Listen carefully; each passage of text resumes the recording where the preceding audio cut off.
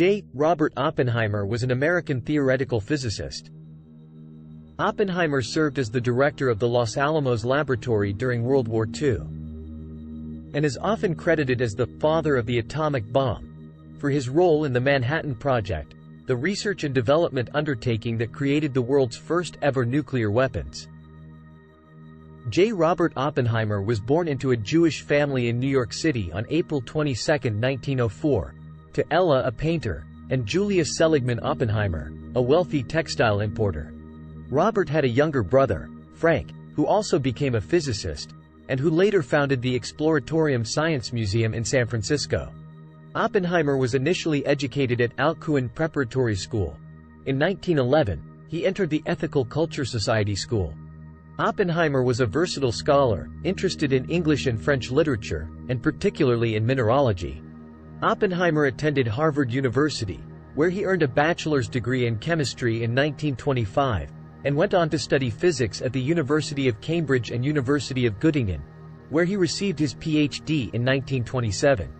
After completing his education, he held academic positions at the University of California, Berkeley, and the California Institute of Technology, and made significant contributions to theoretical physics, including in quantum mechanics and nuclear physics. During World War II, he was recruited to work on the Manhattan Project, and in 1943 was appointed as director of the Los Alamos Laboratory in New Mexico, tasked with developing the weapons. On October 9, 1941, 2 months before the United States entered World War II, President Franklin D. Roosevelt approved a crash program to develop an atomic bomb. In May 1942, National Defense Research Committee Chairman James B. Conant, who had been one of Oppenheimer's lecturers at Harvard, invited Oppenheimer to take over work on fast neutron calculations, a task Oppenheimer threw himself into with full vigor. In June 1942, the U.S. Army established the Manhattan Project to handle its part in the atom bomb project and began the process of transferring responsibility from the Office of Scientific Research and Development to the military. In September, Groves was appointed director of what became known as the Manhattan Project. He selected Oppenheimer to head the project's secret weapons laboratory.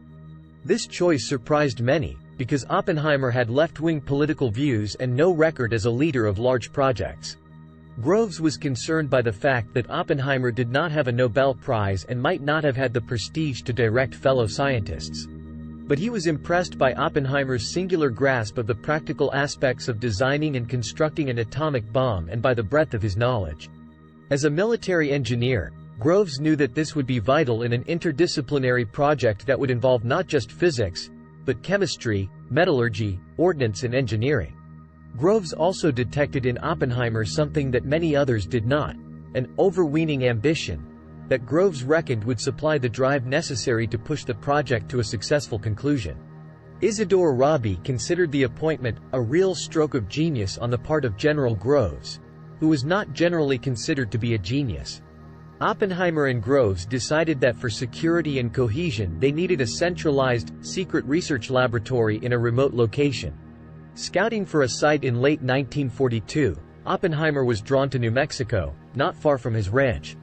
On November 16, 1942, Oppenheimer, Groves and others toured a prospective site. Oppenheimer feared that the high cliffs surrounding the site would make his people feel claustrophobic, while the engineers were concerned with the possibility of flooding. He then suggested and championed a site that he knew well, a flat mesa near Santa Fe, New Mexico, which was the site of a private boys' school, the Los Alamos Ranch School. The Los Alamos Laboratory was built on the site of the school, taking over some of its buildings, while many new buildings were erected in great haste. There was considerable anxiety among the scientists that the Germans might be making faster progress on an atomic weapon than they were. In a letter dated May 25, 1943, Oppenheimer responded to a proposal by Fermi to use radioactive materials to poison German food supplies. Oppenheimer asked Fermi whether he could produce enough strontium without letting too many in on the secret. Oppenheimer continued, "I think we should not attempt a plan unless we can poison food sufficient to kill 500,000 men." In 1943, development efforts were directed to a plutonium gun-type fission weapon called Thin Man. Initial research on the properties of plutonium was done using cyclotron-generated plutonium-239, which was extremely pure but could be created only in tiny amounts. When Los Alamos received the first sample of plutonium from the X-10 graphite reactor in April 1944, a problem was discovered. Reactor-bred plutonium had a higher concentration of plutonium-240, making it unsuitable for use in a gun-type weapon. In July 1944, Oppenheimer abandoned the gun design in favor of an implosion-type weapon. Using chemical explosive lenses, a subcritical sphere of fissile material could be squeezed into a smaller and denser form. The metal needed to travel only very short distances, so the critical mass would be assembled in much less time. In August 1944, Oppenheimer implemented a sweeping reorganization of the Los Alamos Laboratory to focus on implosion. He concentrated the development efforts on the gun-type device, a simpler design that only had to work with uranium-235, in a single group. This device became Little Boy in February 1945.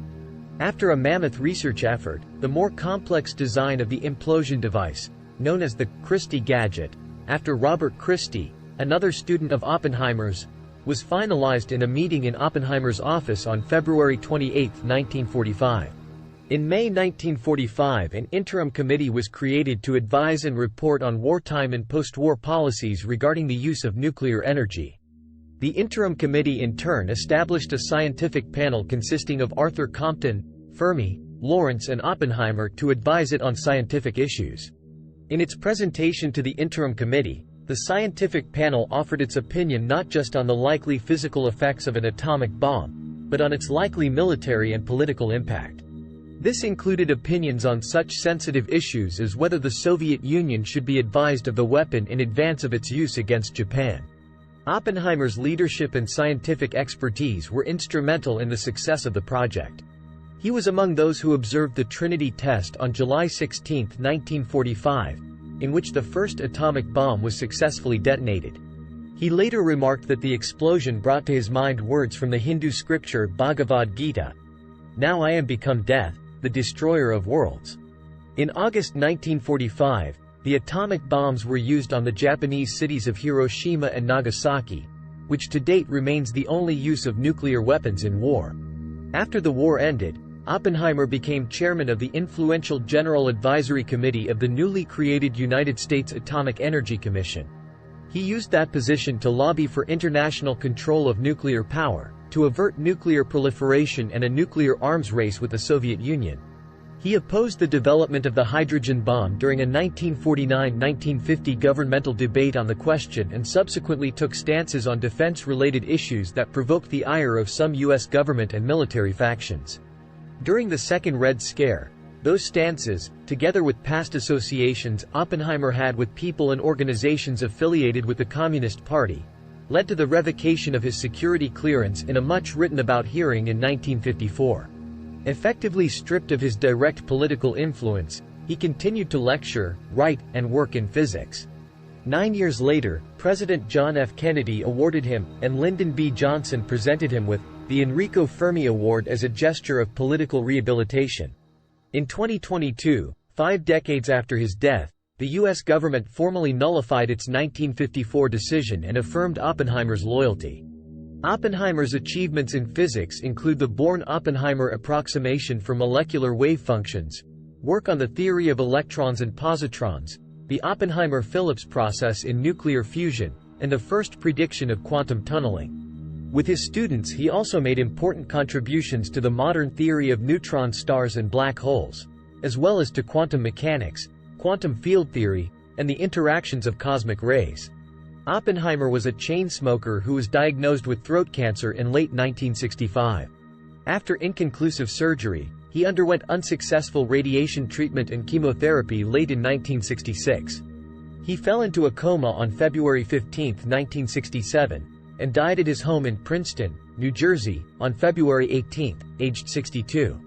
A memorial service was held a week later at Alexander Hall on the campus of Princeton University.